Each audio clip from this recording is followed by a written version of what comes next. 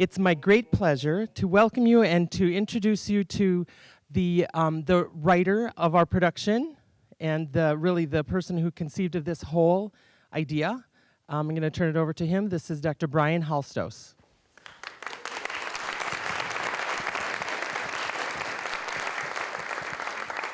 So welcome. Thank you all for coming. This is a wonderful turnout, and I'm so glad you're here to see this production. I want to send out some thank yous quickly here. I want to thank Alan Garfield for putting together these wonderful programs, the design of the program, and for the posters that we've seen around campus and elsewhere. Professor Ressler for her help in the script as I was going through. She gave me some sage advice. And also in the directing and blocking and making it actually look like a theater production. It's been very helpful, and thank you for that. Jonathan Helmke for connecting all the dots and keeping this thing going forward and making connections, and it's been invaluable through this process. Also want to thank the people, the Cuba City Antiques, for lending us the bench that you see and lending us other objects that appear in the exhibition next door. If you've not had a chance to go see the exhibition Racing Past the Color Line, I strongly encourage you to do so after the show. It'll be open for a while, so you'll have a chance to go through and start to connect some of the dots with the play, I hope. That's the idea. There's many other people I want to thank. I hope we've got them all listed in the program. Also, when the show is done and you've clapped for our wonderful performers here, please stay seated because there's going to be a panel discussion. We have faculty and community leaders who are going to come up here and talk a bit about the issues that the play and the exhibition raise. And there will be an opportunity for all of you to raise your own question and express your own opinion on the issues that the play raises. This play initially I was imagining something very simple, perhaps a person in the exhibition in the gallery who would say, I am Saul Butler, and talk for a couple minutes, and then another person, I am Paul Robeson, and yeah. Well, it's grown into something much larger and focuses on a conversation that these two gentlemen may have had. The chances of them meeting in 1916 at the Penn Relays, their first year in college, pretty likely. They were among few African-American students at this Pennsylvania track meet. And so there's a good chance that they did meet. Of course, we don't know what they said, and this play is an attempt to suggest what they might have talked about, and is based largely on the historical record. So I hope you enjoy, and thank you again so much for coming.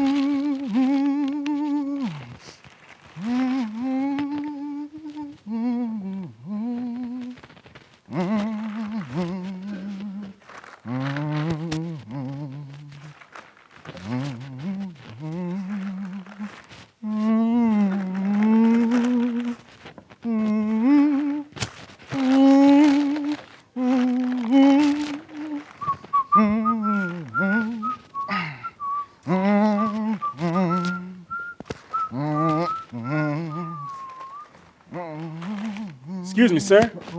You here to eat or torment folks like me with no lunch? Perhaps both. You tormented, mister? Robeson, Paul Robeson. And yes, I'm indeed suffering. Well, then I'm doing my job. You want to sit? Prolong your suffering? Maybe if I know your name. Me?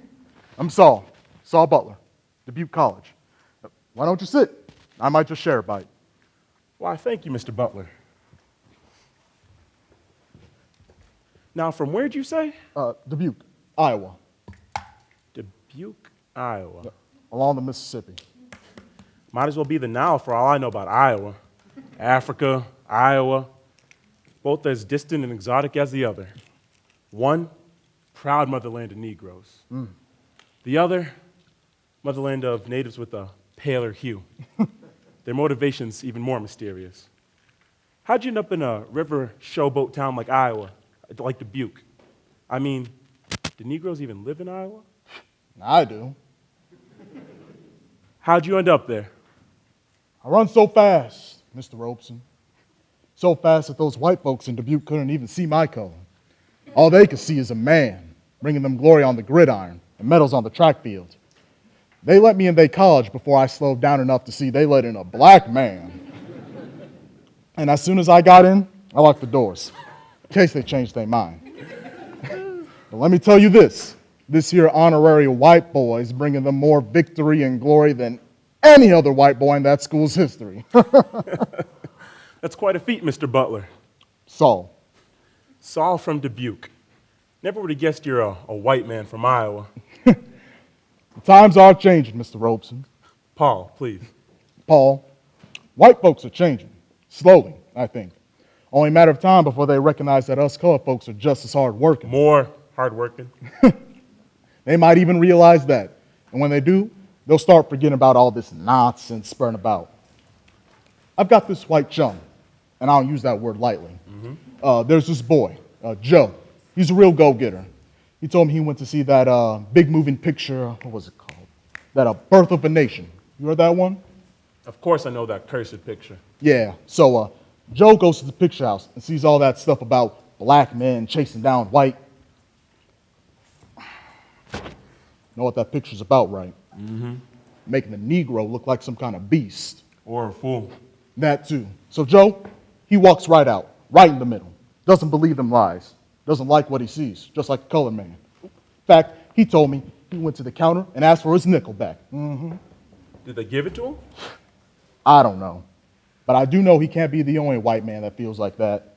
In fact, I bet I got 2 or 3 boys in my dormitory that feel just like Joe. Yeah, 3 at least. White folks are changing. If they could do it in Dubuque. Yeah, but think of the millions who didn't ask for their money back. Think of all those lily whites more than all the Negroes in the country who not only saw the show, but ate it up, believing in all those lies. They left the theater hating Negroes more than ever. I'm not so sure the white folks you speak of are going to change so fast. We need colored actors to tell us a true story if those moving pictures are going to do us any good. Maybe so. Here. Thank you. So tell me, Saul, how do you make it as a black man in that town? How do any of us make it? Hard work, clean living, and our Heavenly Father. And a bit of luck. And as Mr. Dunbar says, we all wear the mask. True, I suppose. But I mean, Iowa? You see, out east there are Negroes. Well, at least enough to keep my spirits up. Remind me that I'm not a lesser man, or less than a man. I compete in about an hour or so. I need to warm up soon. Okay then, short answer. How'd you do it? Short answer, Benjamin Butler, my older brother, the other Negro at Dubuque College. There's just the two of you? Yes. Well, how'd Benjamin get in? Is he so fast they just let him pass? Oh, Benny, no. He's not so bad. I mean, he thinks he's fast, but he knows he can't get no Penn Relays on his legs. He's got to rely on mine and his smarts. In fact, it was my legs that got Benny into Dubuque. When they told me they wanted me, we knew we could bargain. Know what I mean? I'm starting to. So I told Mr. Chalmers, he's my coach, nice man. I told him, hey, I would love to be your black Hermes or Hercules or whatever. I said, if you're willing to let my brother in the same doors you opened for me. And they did just like that. Getting him in was the easy part. Not sure he's going to stay. I mean, pray he does. Well, why wouldn't he? I don't know. Sometimes he says he's just one black man too many for a white man's school, especially one few with the white ladies. I win the games. I win the races. I bring them glory. You can't always make them forget that they're supposed to hate us. Maybe me and Benny have more in common. Why does he stay? I mean, he has to. I need him. Like my dad says, he's my trainer, my guide, my friend. I don't know. He just makes me feel like I can do anything. You trust him. Completely. Got a good situation there. Hats off to you, Benny, and that school of yours along the Mississippi. Thanks. Now, what event did you say you had coming up again? Broad jump. Well, go on now. Eat some of that good food you've been kind enough to share.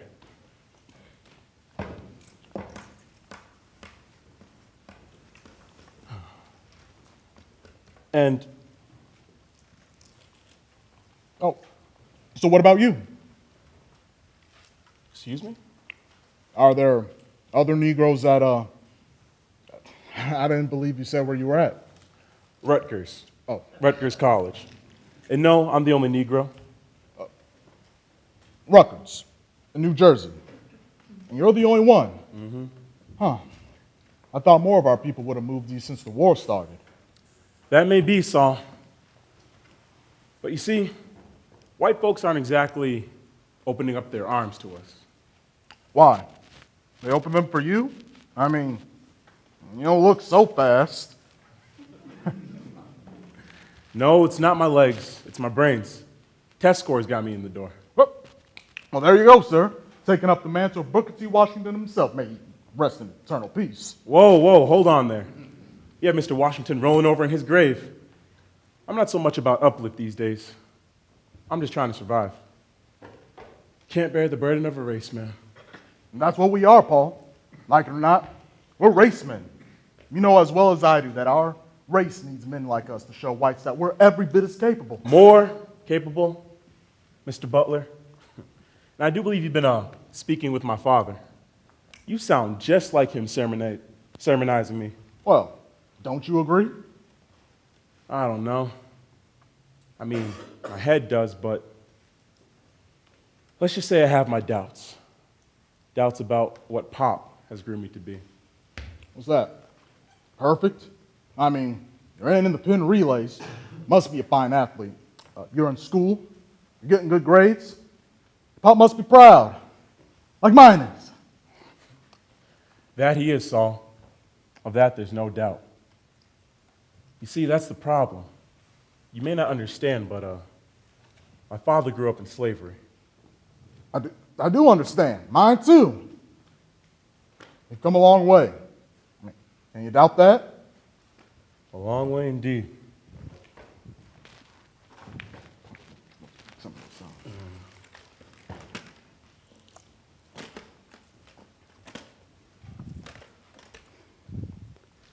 I hate to break up your dawdling, but you two boys gotta move. Beg pardon? Whoa, I didn't see your size, boy. I forgot we're letting coloreds in the relay. I thought you were a cleanup crew or something, skipping out on your duties. I hope you understand. You thought wrong. Well, I see that now. You can't expect a Yankee to be an expert on Negroes. Hell, the only time I see your people is when they're serving me food downtown. Well, what's your name? Robeson from Rutgers. Rutgers? A Scarlet Knight. Your football team's improving. Still can't beat Princeton, though. You play? I sat that game. I'd rather not talk about it. Well, I can't say I recognize your name. Roby? Robeson. Right. You must be a field man, not a runner. Mm-hmm. Well, what about you? Saul Butler. Now, you I heard of. You're that Butler from, what is it, Illinois? Iowa? Dubuque, Iowa. My coach saw you run in Chicago. Said you're the fastest kid he'd ever seen. You, think you stand a chance against these East Coast boys? If I run my race, I stand a good chance. Listen to you. Sound like you expect to win it. I didn't say that, sir. Now, no need to apologize. You win it, you earned it. I'm all for the colored getting a square deal. Hell, I'd, even sit here and eat with you boys, but, well, I gotta go. You two take care.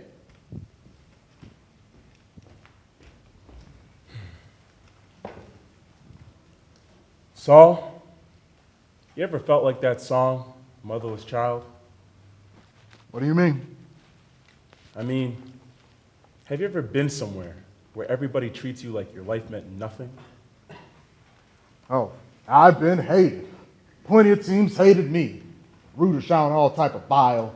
Hated by your own teammates, Saul? I don't see him. Why? Well, one wonders. I've wondered how this race hatred spread so far, so deep, polluting these farm boys from Jersey and New York. They never even met a Negro before, let alone been done wrong by one. Sounds like somebody's been done wrong. See my nose, Saul? How it's still swollen, a little bit off center? It was broken by a punch, a white fist. Problem is, I love to sing, and I'm good at it. But with this nose, changed my voice forever. Listen.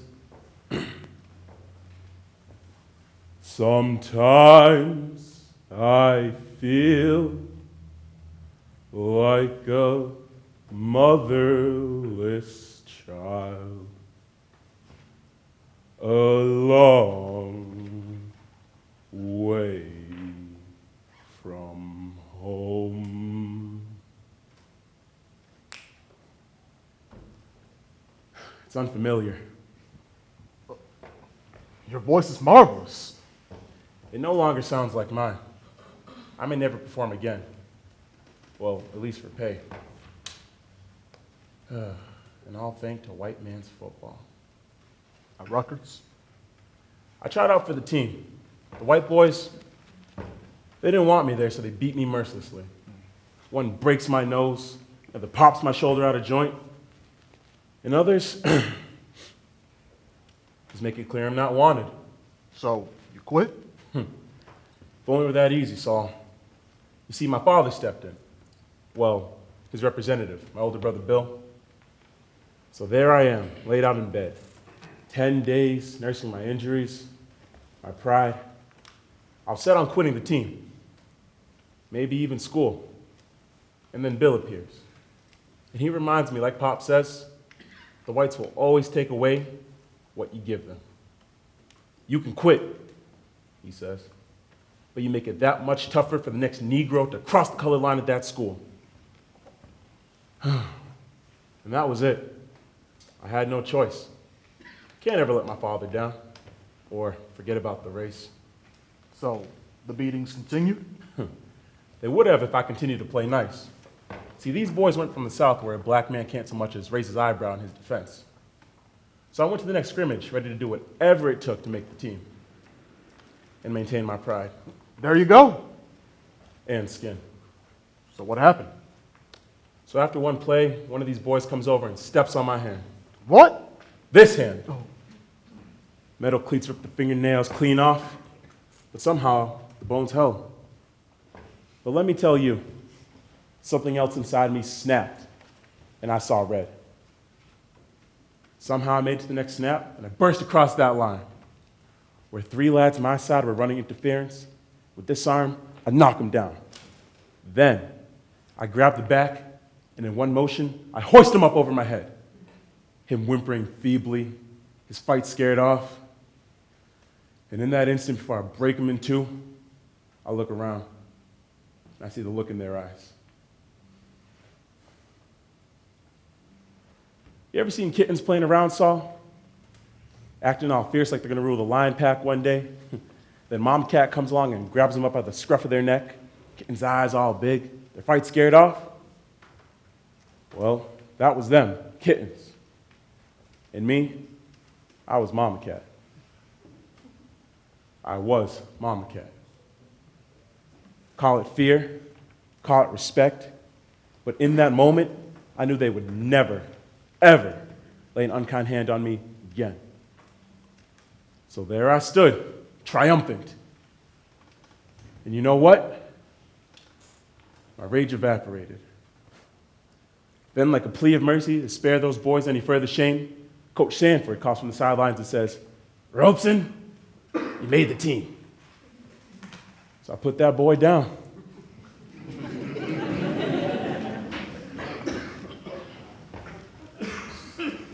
So, you played for Rutgers? I made the team, and I did play some. And there's no doubt I'll play more. I've been bloodied by opponents, but never by teammates. Well, thank God for that. It's funny what a good show of strength can do for you. Well, I'm just glad my mates in Dubuque always knew my strength. Your teammates saw. Are those boys really that good? I mean, no race troubles? I mean, they're mostly just fine, silly, fun. Can't say that everyone else in Dubuque likes me, though. I mean, I missed out on some events because of my race. Well, like what? Like, a couple weeks ago, we all went to the picture house to see that new Mary Pickford film. We got our tickets, and we started walking up. Then some people started telling me and Benny to go to upstairs to some Negro section color line theater. Who tells you this? The people working there. Just you and Benny there? No, pretty much the whole team. Then what happened? So Benny says something like, "Oh, okay," and starts walking upstairs. And everyone else is just standing there, wondering why he's going up, and can't believe why I'm not. I don't know. So? So this old white man comes out, the manager. He says something like, "Oh, well, I have nothing against no Negroes, but lots of them patrons inside do. Tell you what," he's talking to me, "I'll bring you and that Negro friend of yours," he's talking about Benny, "I'll bring you all some free treats since you can't sit with them white boys." So you went up to the colored section with Benny. I couldn't.